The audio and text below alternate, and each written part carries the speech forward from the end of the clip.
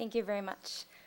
So from the chill of Iceland, we will be moving south to West Africa, which, besides the obvious differences in weather, I think offers some pretty striking comparisons in terms of some of the impressive statistics we just heard about internet penetration, digitally savvy citizens, et cetera. So for those of you unfamiliar with NDI, the National Democratic Institute, we are a Washington, D.C. based NGO that supports democratic development worldwide, working both with citizens on the demand side and also government at all level on the supply side to improve governance, transparency, and accountability. And the cases I'm going to touch on very briefly today profile some of our work with national legislatures in the West Africa region, using different types of communication strategies and rolling out new technology to achieve these aims. And while we work in, I think it's 10 countries in the region, I'm going to talk today very briefly about 3 cases: Liberia, Mali, and Nigeria. So small is not a typo. It's actually a term in Liberian English that means something kind of like slowly yet surely, or kind of like we're getting there eventually, hang in there. And it has a decidedly optimistic bend, which is why I used it in the title of my paper, because for me it really kind of summed up, in a nutshell, our experience in working with legislatures in the region in adopting communication strategies and using new technology to enable more of a two-way dialogue with citizens and greater communication. So I'm going to go briefly through some of our big lessons learned. Number 1 to me is small, about kind of right-sizing solutions. So in the region, we found it's really not about parachuting in with the flashiest, newest technology solution. It's more about finding the right solution to match the specific governance challenge and matching the unique country context. So this means kind of thinking about the status quo, existing human and financial resources, incentives, and the users both on the citizen side and within the legislature. And adopting this approach is really just as political as it is technical, because kind of finding the right solution is a way to build momentum, establish relationships, and kind of get people interested in working further. The picture I have up here is an example of a sort of low-tech, high-impact project we worked on in Liberia with the national legislature. So when we started working with the legislature as part of a big 5-year modernization project, there was no bill tracking system in place. So citizens, legislators, and their staff had no way of kind of tracking where a bill was in the markup process. So rather than do something kind of fancier, we found that the most effective solution to get going right away was basically Excel, a bulletin board, a few file folders, and the few computers that the Liberian Congress had at its disposal. So even though this wasn't as fancy as we see in many other countries, this really had a big impact. Also in Liberia, so the status quo in Liberia, where literacy is fairly low, internet penetration, especially outside of the capital, is very low. Most citizens get their information from radio. And the typical practice was for radio clips to be recorded in the capital and then put on CD and taken out by truck to the more rural regions, which if any of you have been to Liberia, especially in the rainy season, can take days and be a kind of demoralizing process. So what we did in Liberia is we used a technology called Freedom Phone, which is an audio clip distribution software that works over mobile networks to allow citizens and lawmakers to have a much more real-time, robust dialogue.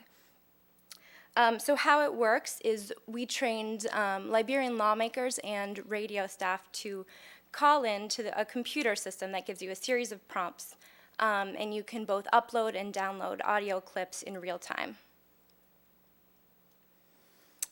Lesson number 2 is if you build it, they will come. So the aid community typically looks down on just buying a lot of computers or kind of that material support, and sometimes this is for good reason. But without the right technical support, we know that supplies and equipment will not be used. But on the flip side, in some of the cash-strapped legislatures we work with in the West Africa region, without this kind of initial material support or investment, the technical support is not going to be sustainable. So something that they're still talking about in Nigeria is a project that NDI worked on in the late 90s, where we set up a resource center with 18 computers and then kind of did very basic training on internet navigation, email, word processing. And from there, things really took off. But we feel like if we hadn't kind of made that initial basic material investment, it wouldn't have been as productive. Up here is some pictures of our legislative library project in Liberia, where we oversaw the construction and refurbishment of a legislative library, and then trained legislators and their staff on research techniques, filing system, archiving practices. And again, the value of organizations like NDI is not in sort of home improvement projects like this, although it looks pretty good, if I do say so myself. But sometimes this kind of thing is necessary for assistance to be absorbed and applied and really sustained. And a third example of this, if you build it, they will come principle, where to be quite frank, we weren't as successful, is in Mali, where we worked for months with legislators to try and get them to reactivate the legislature's long dormant website. So we were able to throw together a beta version of the site fairly quickly, but really had trouble in getting the legislators to provide feedback, kind of play around with this site. And after some conversations, we figured out it was because, not because they weren't interested, but because almost none of the legislators or their staff had offices in the National Assembly that had access to the internet or computers. I know that I'm running out of time, but know your limits is kind of a third one. Information only goes so far, in that it's only as useful as civil society's ability to use it, analyze data that is newly at their disposal, and push for change as a result. And the second bullet here is beware of a limited capacity to respond. In some of the very fragile political environments in the region where NDI works, we have to be really careful that all of our work is reinforcing institutions and not undermining them.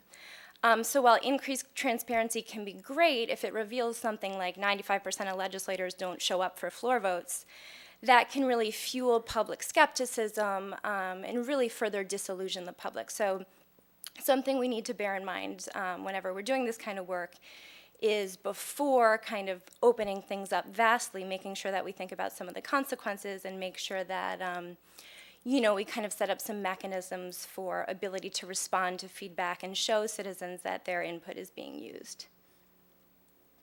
Last but not least, it's all politics. So anywhere in the world, I think universal truth is that politicians will never turn down free airtime.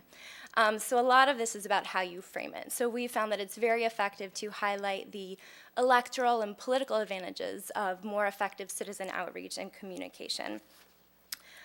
This is a picture of a legislative spotlight radio program that we helped legislators set up in Liberia. That was a weekly interactive radio show. And we kind of pitched it to legislators as a way to highlight their achievements, to broadcast progress, to get their name recognition up with constituents. So that is very briefly some of the work we've done, and I look forward to this discussion. Thank you.